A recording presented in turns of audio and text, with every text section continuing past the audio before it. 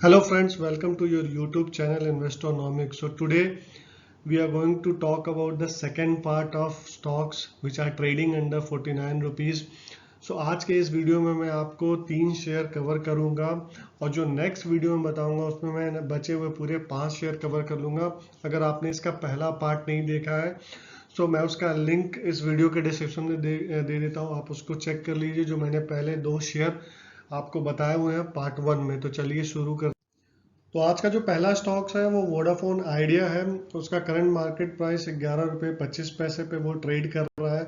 तो सो वोडाफोन और आइडिया का जो वेंचर हुआ था वो वोडाफोन यूके की जो कंपनी है उसका स्टेक 45% है और आदित्य बिरला जिनका स्टेक इसमें 27% है। ये दोनों कंपनी फॉर्म्ड हुई थी। जब ये कंपनी फॉर्म हुई थी तो लगभग इनका जो कस्टमर बेस था वो 40 करोड़ का कस्टमर बेस हुआ करता था। अगर ग्रॉस डेट की बात करें इनके बैलेंस शीट पे लगभग 1,80,000 करोड़ का ग्रॉस डेट है। अगर बैंकर्स की लोन बात करें तो इनके ऊपर लगभग 28,700 करोड़ का बैंकर्स का लोन है, जिसमें एसबीआई, आईडीएफसी, इंडस बैंक, ऐसे तमाम सारे बैंक हैं, जिसमें एचडीएफसी, आईसीआईसी बैंक है। इनके लगभग 28,700 करोड़ के टोटल लोन है। अगर एजीआर की बात करें, जो एवरेज ग्रॉस रेवेन्यू जो इनको पे आउट करना था, जो टोटल रेवेन्यू था लगभग 58,000 करोड़ का था, जिसमें से इन्होंने 7,800 करोड़ का पे आउट किया हुआ, लेकिन अभी भी इनको लगभग 50,000 करोड़ का एजीआर आउटस्टैंडिंग है। जो इनका जो करंट कस्टमर बेस रह गया, जो मैंने बोला था जो 40 करोड़ था जब इन्होंने जेवी फॉर्म किया था, वो गिर के अब 27 करोड़ पे रह गया है। सो ये सबसे बड़ा प्रॉब्लम रहा है, या बोले जो स्टॉक्स जो बहुत ज़्यादा बीटन डाउन हो रहा है, ये एक और रीज़न है जिसकी वजह से आप देखें जहाँ पे every month they are losing a customer in comparison to जहाँ पे भारती या रिलायंस है जो हर महीने कस्टमर ऐड कर रहे हैं। अब बात करते हैं स्टॉक्स ने कैसा परफॉर्म किया 3 साल में। तो इसमें ज़्यादा कुछ बात करने का है नहीं। अगर आप देखें लास्ट 3 ईयर्स का जो रिटर्न रहा है वो -68% रहा है। जो 2 साल का रिटर्न है भले वो 65% दिखा रहा है, बट वो देखने का कोई मतलब नहीं, because of the base was quite low. 1 साल के परफॉर्मेंस में -24% है और 6 मंथ में -11% है। तो स्टॉक्स ऑलरेडी बीटन डाउन हो गया है। 5 रुपीज का स्टॉक ट्रेड करते हुए आज 11 रुपीज पे पहुंचा है। तो एक टाइम में अगर आइडिया की बात करें जो 50 रुपए के ऊपर ट्रेड करता था। सो यहाँ पे तो कुछ बहुत ज़्यादा फेवरेबल कंडीशन नहीं है इन टर्म्स ऑफ जो इन्वेस्टर ने है यहाँ पे पैसे लूज किए हैं। और इसमें सबसे ज़्यादा लोग जो फंसे हुए वो रिटेल इन्वेस्टर इसमें फंसे हुए हैं। अब बात करते हैं क्वार्टरली परफॉर्मेंस की। ये क्वार्टर ऑन क्वार्टर का कंपैरिजन है। तो जून क्वार्टर अगर लास्ट ईयर का देखें तो 10,000 करोड़ का रेवेन्यू कोट किया था कंपनी ने, जो कम होके मार्च क्वार्टर में 9,600 करोड़ का हो गया। और फिर फर्दर जो Q1 का क्वार्टर था, जून का जो क्वार्टर था, उसमें वापस से गिर के वो 9,100 करोड़ हो गया। सो ऑन ईयरली बेसिस पे देखें तो रेवेन्यू में 14% का डिप आया है, क्वार्टर ऑन क्वार्टर देखें तो 4.7% का डिप आया। बट ये प्रॉब्लम यहाँ पे नहीं रुकती। अगर ऑपरेटिंग प्रॉफिट अगर हम देखें तो जो जून क्वार्टर का ऑपरेटिंग प्रॉफिट था वो 4,000 करोड़ का था। अगर हम देखें मार्च क्वार्टर में वो 4,400 करोड़ का हुआ, थोड़ा सा इंप्रूवमेंट देखें। बट वापस जो जून क्वार्टर FY21 का जो Q1 था, जो प्रॉफिट इनका था वो 3,700 करोड़ से हो गया। तो अगर हम देखें ओवरऑल डिप वायो बेसिस पे तो 9.5% रहा, एंड Q1Q बेसिस पे देखें तो 15% रहा है। द रियल चैलेंज पार्ट देखिए, जो इंटरेस्ट पे आउट है इनका, जो लास्ट ईयर पे आउट था जून क्वार्टर में वो 3,800 करोड़ का था, जो मार्च क्वार्टर में बढ़ के 4,700 करोड़ हो गया। और जून क्वार्टर जो Q1 FY21 का जो पे आउट रहा है इनका लगभग 5,200 करोड़ हो गया। तो आप देखें ये अपने इंटरेस्ट को ही सर्व नहीं कर पा रहे। जो ये प्रॉफिट बना रहे हैं वो भी इनका शॉर्टफॉल हो जा रहा है इनका इंटरेस्ट पे आउट के लिए। तो ये बहुत बड़ा दिक्कत का सवाल है पूरी बैलेंस शीट पे, पूरी कंपनी की फंक्शनैलिटी पे, कि कैसे ये सरवाइव करेंगे। अब बात करते हैं कुछ एनुअल 12 मंथली के कंसोलिडेटेड रेवेन्यू की। सो अगर आप देखें वाई बेसिस पे देखें, अगर मार्च से कंपेयर करें हम ऑन ईयरली बेसिस, तो वहाँ पे भी देखें तो 6.68% का डी ग्रो किया इन्होंने रेवेन्यू से। आप देखें जो रेवेन्यू उनका बढ़ा है, जो प्रॉफिटेबिलिटी बढ़ा हुआ है, देखिए उसमें 13% का तो जंप आया है। बट इंटरेस्ट पे आउट अगर आप देखें तो उसमें 16 यानी लगभग 17% का इंटरेस्ट पे आउट इनका ज़्यादा हो रहा है इन कंपैरिजन टू FY20। तो इस हिसाब से अगर आप देखें कंसोलिडेटेड बेसिस पे जो नेट प्रॉफिट है वो नेट प्रॉफिट नहीं नेट लॉस है। वैसे तो देखें जो नेट लॉस है इनका मार्च FY20 से श्रिंक हुआ है। अगर मार्च 21 का देखें कहाँ 73,000 का उन्होंने लॉस शो किया था, जिसमें कुछ एक्सेप्शनल लॉसेस भी उन्होंने दिखाए थे। वो लॉस कम होके 44,000 करोड़ पे आ गया, बट फिर भी ये जो लॉस है ये कहीं ना कहीं कंपनी की एफिशिएंसी को काफ़ी ज़्यादा हैम्पर कर चुका है। इसलिए हम देख रहे हैं कि वोडाफोन का रिवाइवल पे काफ़ी ज़्यादा क्वेश्चन मार्क है। अब बात करते हैं मार्जिन्स की। सो इस बिजनेस में मार्जिन्स वगैरह तो अभी तक ठीक ठाक है। वैसे लोग यहाँ पे आरपुल्स की बात कर रहे हैं कि वो 200 रुपये पे चला जाएगा, बट वोडाफोन का जो रियल चैलेंज रहा है वो बेसिकली जो ये डेट सर्व नहीं कर पा रहे और ये जो कस्टमर लूज कर रहे हैं मंथ ऑन मंथ बेसिस पे, तो वो ज़्यादा पेन पॉइंट है वोडाफोन और आइडिया के लिए एज ऑफ नाउ।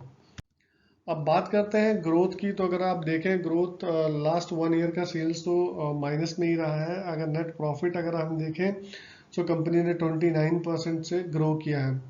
लेकिन दिक्कत कहाँ पे आती है, अगर हम बड़ा पिक्चर देखें 5 साल का अगर इनका ग्रोथ देखें तो रेवेन्यू में सिर्फ 2% से ग्रो है, लेकिन अगर प्रॉफिटेबिलिटी देखें नेट प्रॉफिट ग्रोथ देखें सो -265% हुआ है। यानी कंपनी ने जितना कमाया नहीं उससे कहीं ज़्यादा उन्होंने नुकसान किया है।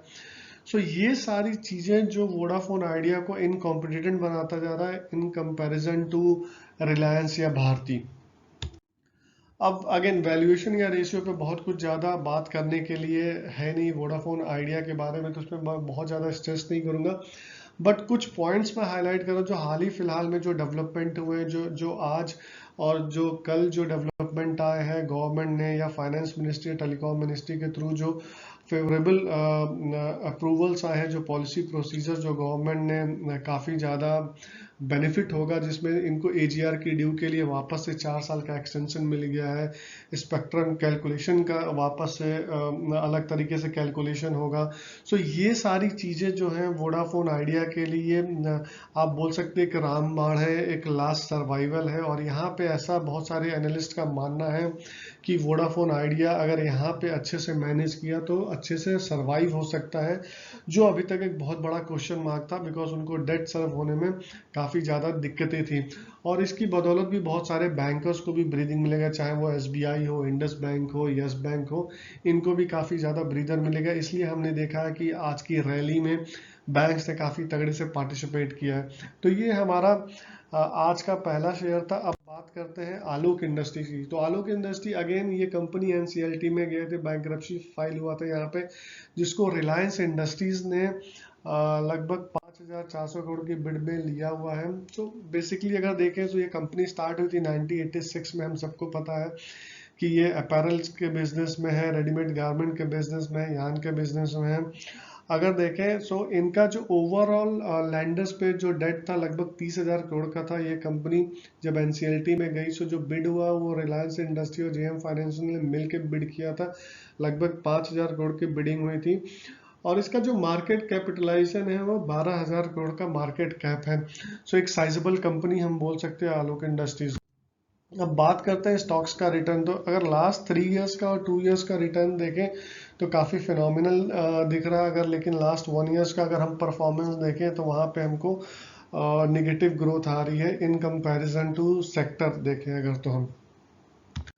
अब बात करते हैं इनके कुछ क्वार्टरली रिजल्ट्स एंड कंपैरिजन की। तो जो जून क्वार्टर था FY20 का, वहाँ पे उन्होंने 369 करोड़ का रेवेन्यू किया, जो मार्च क्वार्टर में बढ़ के लगभग 1400 करोड़ हुआ और जून क्वार्टर में वापस से डिप होके वो 1264 करोड़ आ गया। Benefit and doubt June quarter के लिए दे सकते हैं क्योंकि वो कोविड वाला मंथ था, तो वहाँ पे भी बहुत सारी रिस्ट्रिक्शंस थी। अब बात करते हैं इनके कंसोलिडेटेड नेट प्रॉफिट की। तो जो जून क्वार्टर में इन्होंने लॉस दिखाया था लगभग 10,000 करोड़ का लॉस दिखाया था, जिसमें उन्होंने कुछ एक्सेप्शनल लॉसेस लिए हुए थे यहाँ पे। वो लॉस कम होके मार्च क्वार्टर में 500 करोड़ का हुआ और फर्दर वो ड्रॉप डाउन होके 98 करोड़ का हुआ। तो आप देखें कंपनी भले ही प्रॉफिटेबिलिटी अभी तक शो नहीं कर पाई है, लेकिन जो इनका रन रेट हुआ है लॉस करने का वो कहीं ना कहीं मिनिमाइज हुआ, वो कम होते जा रहा है। जो वो ट्रेंड है वो डाउनवर्ड में है।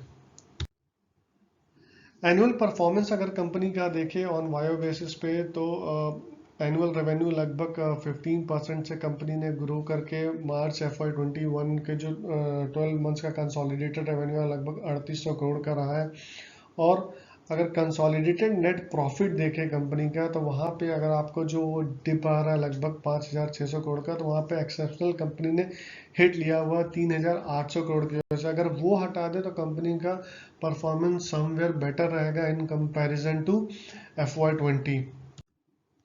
अब मार्जिन्स की बात करें, जो मैं हमेशा स्ट्रेस आउट करता हूँ, कोई भी बिजनेस के लिए बहुत इंपॉर्टेंट होता है, बिकॉज मार्जिन्स आपको बताएगा कि कंपनी का प्रॉफिटेबिलिटी कैसा रहेगा या कंपनी में कैश फ्लो कैसा रहेगा।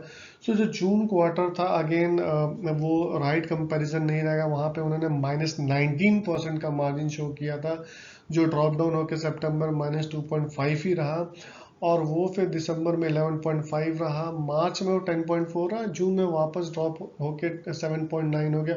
तो समवेयर कंपनी ने इफेक्टिवली इस चीज़ को मोनेटाइज किया है, वो ओपीएम में काफ़ी ज़्यादा सुधार कर रहे हैं। तो अगर ये ट्रेंड कंटिन्यू रहा, अगर ये 7.9 का वापस से 10 और 11% हो गया, तो हम देखेंगे कंपनी काफ़ी ज़्यादा अच्छे से परफॉर्म करेगी और कैश जनरेट कर पाएगी अपने बिजनेस से। अब जो थर्ड स्टॉक है आज का, वो हिमाद्री स्पेशलिटी है।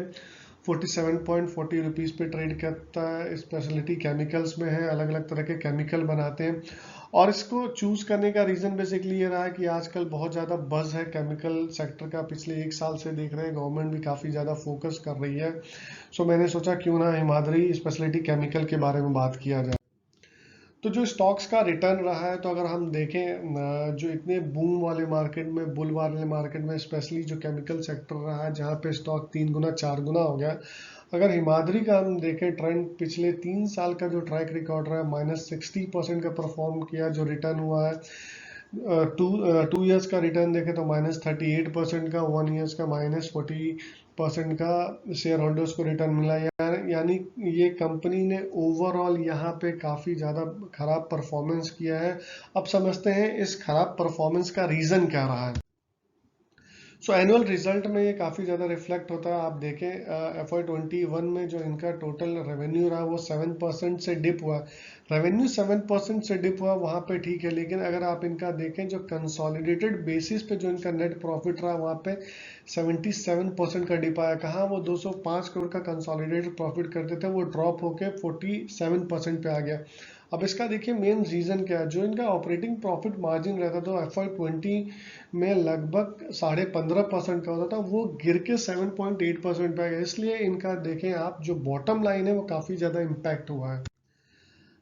अब इनका लास्ट 1 ईयर्स का और 5 ईयर्स का ग्रोथ हिस्ट्री हम देखेंगे तो 1 ईयर का 27% का इन्होंने ग्रोथ किया है नेट सेल्स में, लेकिन आप देखें जो नेट प्रॉफिट इनका रहा है वो -37% से डीग्रो किया है। सो ये आप देखें कहीं ना कहीं कंपनी अपनी ओपीएम को बचा नहीं पाई है।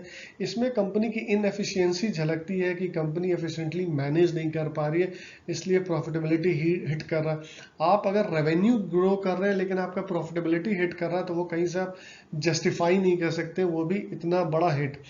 5 साल का परफॉर्मेंस देखें तो सेल्स भी डी ग्रो किया -7% से, और नेट प्रॉफिट 5 साल का तो 54% से डी ग्रो हुआ। तो ये भी बहुत बेकार परफॉर्मेंस कंपनी का रहा है अगर हम देखें 1 साल का या 5 साल का ग्रोथ ट्रैक रिकॉर्ड अगर कंपनी का देखें तो।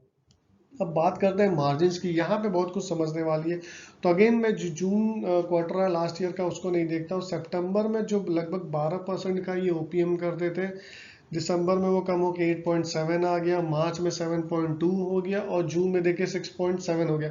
यानी ये जो डाउनफॉल है इनका कंटिन्यू है। इस तरह के डाउनफॉल में अगर कंपनी ऐसे ही कंटिन्यू करती रहेगी तो जो मार्जिन है, जो प्रॉफिटेबिलिटी है, स्पेशली मैन्युफैक्चरिंग बिजनेस में प्रॉफिटेबिलिटी बहुत इंपॉर्टेंट होता है, क्योंकि वहाँ पे वर्किंग कैपिटल की रिक्वायरमेंट होती है, कैश फ्लो आपको जनरेट करना पड़ता है आपकी डेली नीड्स के लिए, तो वो बहुत इंपॉर्टेंट है। यहाँ पे कंपनी का काफ़ी खराब परफॉर्मेंस रहा है।